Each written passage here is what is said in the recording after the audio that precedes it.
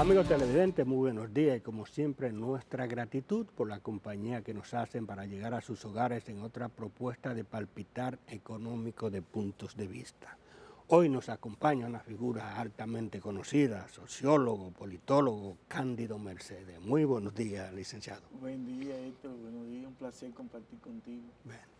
Mire, yo como le dije cuando le invité, usted escribió en sus redes sociales un trabajo que me llamó mucho la atención porque está en un tema que como a veces en el área de la economía hay cosas como que entran en moda fácilmente y es productividad, capital humano y competitividad.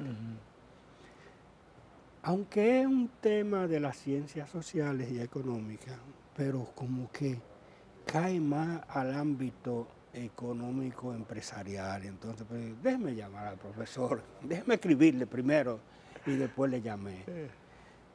¿Qué lo inspiró a usted a un tema así como tan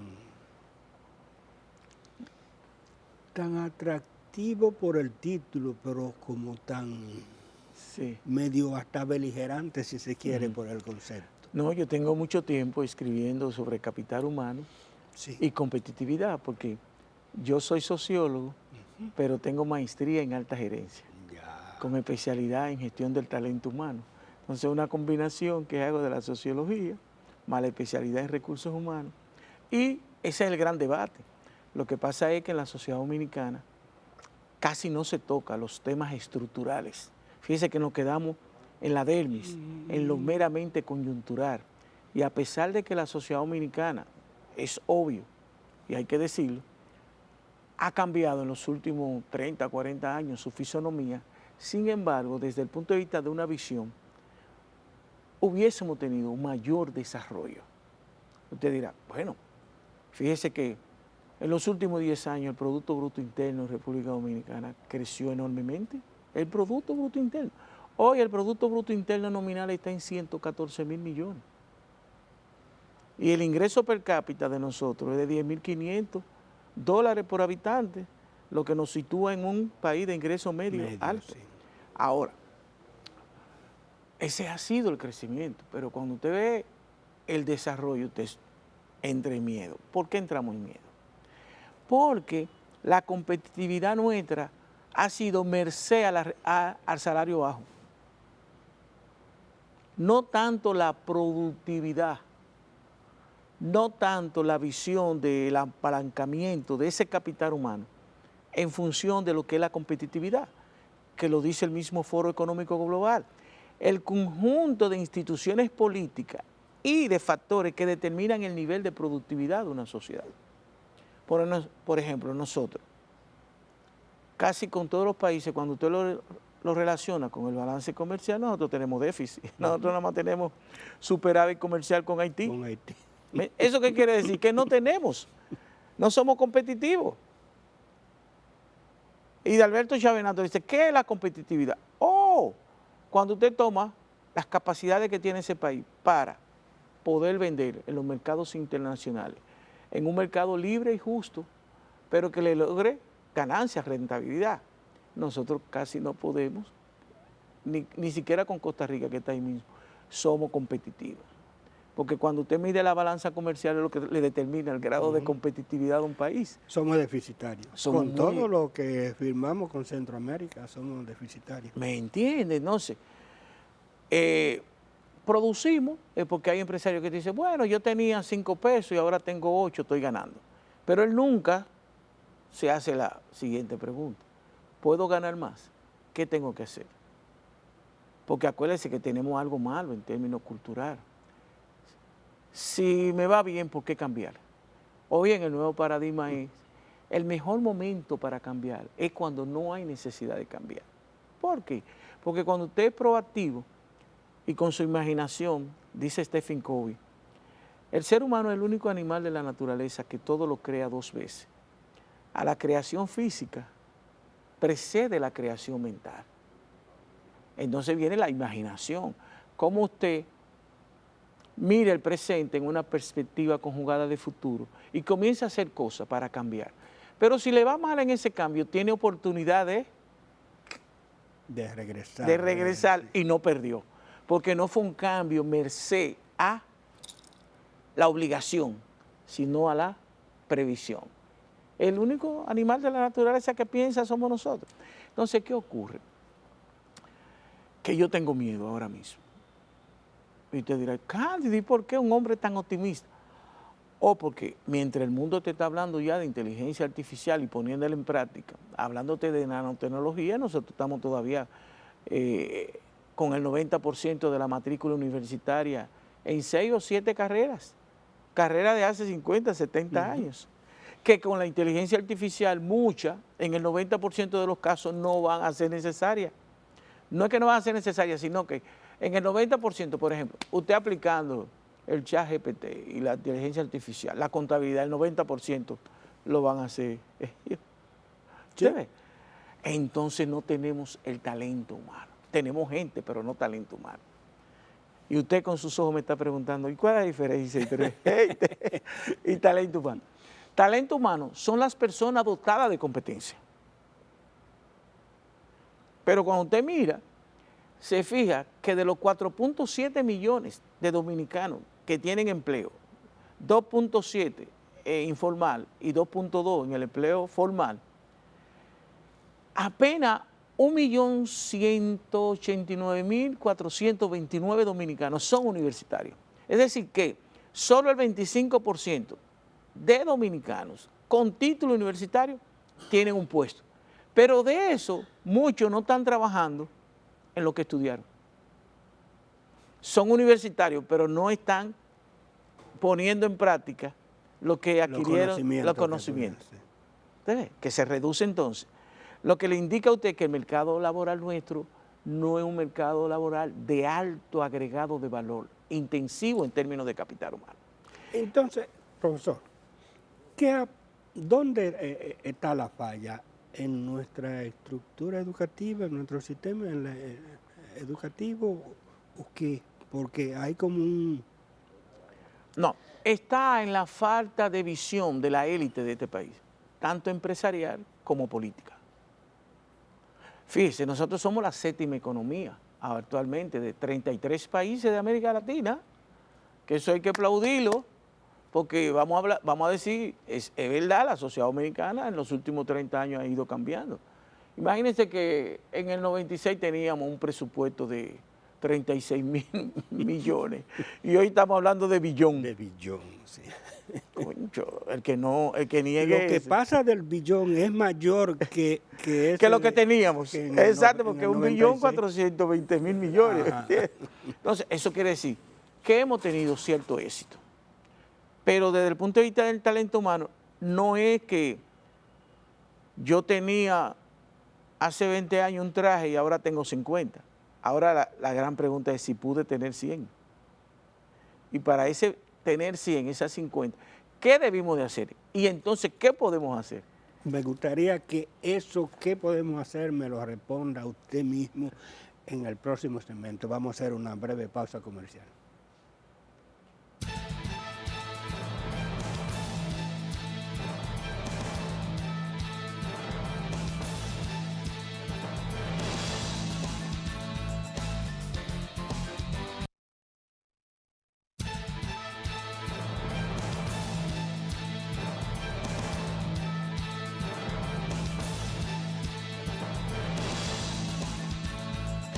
Continuamos la conversación con el profesor Cándido Mercedes, sociólogo, politólogo, una persona de ese mundo académico altamente conocido. Profesor, usted decía y dejó usted mismo la pregunta en el aire, ¿qué debemos hacer? Porque aparentemente, y yo soy de lo que creo, se necesita como una reorientación. Una reingeniería, un término que se está utilizando mucho. No tenemos la sociedad entera, tenemos que dar lo que se llama un golpe de timón, una gran revolución. Y esa revolución, incluso yo le planteo, aprovechar ahora que estamos en campaña electoral, independientemente del partido que gane, por eso tenemos los periodistas, la sociedad civil, empujar una agenda mínima como sociedad, como Estado, independientemente de partido político. Quien gane, no importa, una agenda común. Por ejemplo, un pacto social, político, institucional, que vaya dirigido ¿a qué? A la educación. No podemos seguir así con esa educación. ¿Por qué? Porque usted va a tener, oiga que es lo que está pasando, usted va a tener una élite académica, pero muy reducida, que no va a poder responderle ella. Usualmente las élites son muy Sí, pero necesitamos una masa crítica universitaria. Por ejemplo, en Argentina el 50% son universitarios, aquí es un 20%. ¿Pero qué está pasando en República Dominicana? Mire qué está pasando. Que antes la emigración de República Dominicana era de mano de obra no calificada que se iba a Estados Unidos. Ahora, ¿quiénes se están yendo? El talento humano, jóvenes que profesionales, jóvenes políglotas, jóvenes con maestría. ¿Y qué está pasando? Una inmigración de personas no calificadas. ¿Qué vamos a tener entonces los próximos 10 o 15 o 20 años? Bueno, estamos retrocediendo. En términos de calificación. ¿Por qué? Porque solamente estamos pensando en una mano de obra no calificada para una superexplotación y lograr una competitividad a merced al salario. Pero si usted lo mira con visión a mediano y largo plazo, eso no destruye como sociedad. Porque estamos en la era de la sociedad del conocimiento y de la información, ahora con esta disrupción digital. Entonces, ¿qué ocurre? Nos midieron PISA en el 2018, nos midieron, sacamos el peor. Incluso los países de la ODE, Organización de la Cooperación Europea, nos llevan casi 200 puntos. Y el promedio en América Latina nos lleva más de 100 puntos, 150 puntos en términos de educación. Nosotros tenemos un promedio de sexto y a nivel de capacidad de aprehensión de tercero de la primaria. Porque ahí tenemos la escuela, acuérdese, para usted pasar de segundo a tercero, usted tenía que saber leer y escribir. Hoy no. Hoy a usted lo pasan de segundo para tercero, de tercero para cuarto, y usted no sabe leer ni escribir. Entonces, ¿qué genera eso? Que ese profesor, como no lo van a medir en función de esos estudiantes que saben leer y escribir, es probable que no sean competitivos para dar clase. Un arrastre negativo. Tenemos que hacer una revolución de verdad educativa. No la revolución de Carlos Amarante Baré, sino una verdadera revolución. Fíjese que el capital humano, el eslabón principal del capital humano es la educación. La inversión más extraordinaria de todo país, usted lo va a medir por educación, por salud. Pero, mire, por ejemplo, nosotros somos la séptima economía, pero ¿cuál es la esperanza de vida del dominicano? ¿Ustedes saben cuánto está? En 74. Y en Costa Rica, 80. Y Uruguay, 80. Costa Rica, 80. Y no lo voy a seguir diciendo. ¿Qué le indica cuando un país, no hay que ser muy inteligente por no darse cuenta, 80 allí y aquí 74, que tiene más de desarrollo humano? ¿Y qué significa? Que tiene mejor. En Costa Rica no hay analfabeto, ni en Uruguay, ni en Chile, técnicamente. Y ahí es que está la espina dorsal de un país. Y no puede haber verdadera competitividad si tú no tienes un capital humano a tono con la era que nos ha tocado vivir, que es la era del conocimiento, de la información y de la disrupción digital. Mire, le voy a ser honesto, no se asuste. Aquí tenemos cerca de 2 o 3 millones de gente que están fuera ya de este mundo que estamos viviendo. Para que usted lo sepa. ¿Por qué? Porque hay gente que no te sabe prender una computadora. Usted no puede ya vivir en la era digital. Físicamente sí, él come, desayuno y cena, pero no puede. Existe sin vivir. Mire, yo fui a un médico, no le voy a decir la especialidad, porque un amigo me mandó. A él parece que le fue bien y me mandó. Yo quería salir huyendo, pero ya tú estás aquí, me quedé. Es un señor que debe tener como 85 años y sigue ejerciendo. le voy a ser honesto. Duré una hora con él. Duré una hora con él. Pero la hora con él no fue tanto del paciente que lo están curando. Es que ya el Señor... ¿Y usted sabe cómo me hizo la receta? No se ría. Yo estoy imaginando, pero... Duró media hora para hacer la receta en una máquina ¿de qué? Una Olivetti de esa. Olimpia. Después al mes fui donde una doctora brillante, con 2 o 3 maestrías, y ahí donde voy, usted va a chequearse un dedo, pero ese dedo suyo, ya todos los médicos están en las redes. El otro no le va a pedir a usted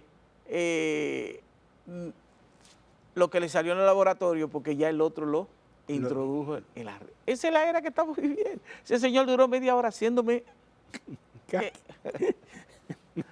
¿Ya le está para qué? Para asesor, porque tú quedaste desfasado en términos tecnológicos.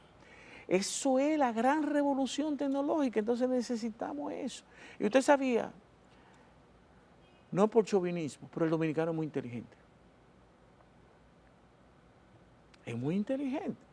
Fíjese que, para no dejarse morir, nosotros somos negativos, pero nosotros somos, en ese espíritu emprendedor, fíjese que el dominicano al otro día es creativo y usted lo ve aquí buscándomela. Y eso es parte de la creatividad. Y cuando viene a ver, Tigre vive mejor que nosotros, que somos profesionales. Entonces, cuando a ese creativo usted le da un cuerpo sistemático de organización y le enseña cómo organizarse, porque él es emprendedor para innovar para el negocio. Pero ¿qué pasa? Que de cada 10 negocios de un emprendedor hay 7 que se caen, porque ahora viene la fase de ¿qué? De que ya tú no puedes seguir produciendo, administrando, comprando, llevando la contabilidad, contratando a los empleados, porque tú no sabes el perfil que cada uno... Ahí es que se cae la mayoría. Entonces se necesita eso, ese capital humano, que acuérdese que es falso lo que están diciendo. Pero dígame una cosa, ya tenemos una década de el demandado 4% de equivalencia del PIB para la educación preuniversitaria. Mire. ¿Qué ha pasado entonces? Porque ha habido mucho dinero, sí, ha llegado mucho dinero. Sí, pero acuérdese que ahí hay factores. La educación debe despolitizarse. ¿Qué es lo que hacen los partidos? Tan pronto llegan. Meter cientos y cientos de gente. Los directores técnicos de distrito lo ponen los partidos, pero es probable que no sepan, a pesar de que la ley dice que tienen que ser por concurso y todo lo violan. Entonces hasta la misma ADP pide su cuota. Fíjense que tenemos, yo creo que el único país que donde hay más... Son sucursales de los partidos. Exacto. Entonces. Hay más empleados administrativos que profesores. Eso es insólito. ¿Me entiendes? Yo vi en Sánchez que habían 7 vigilantes de una sola puerta. ¿Va entendiendo? Entonces, se va demasiado dinero en gasto corriente. Pero ese 4% era necesario, imprescindible. Acuérdense que se comenzó a aplicar 16 años después de la ley. Que era el 97, me parece. Es del 97, y fue en el 2013 que comenzó. Aquí hablamos como la gran panacea del 4%, pero el promedio en la región está en 5, 6. Hay países que tienen 8, 9, 10% del PIB. Ok, entonces eso era necesario, inexorable, inevitable. Pero no es verdad que la educación de hoy es peor que hace 20 años. Es mentira. No hay evidencia empírica. Y usted me dirá, Cándido, ¿y por qué? Porque por primera vez se evaluó la educación dominicana en el 2017. ERCE lo midió, se llama ERCE, el sistema que lo midió. Después vino PISA, y ahora que lo evaluó el mismo... O sea, ahora, Cándido, y a ojo de buen cubero, tú que eres de Villajuana y eres sociólogo, aplique ese tigueraje.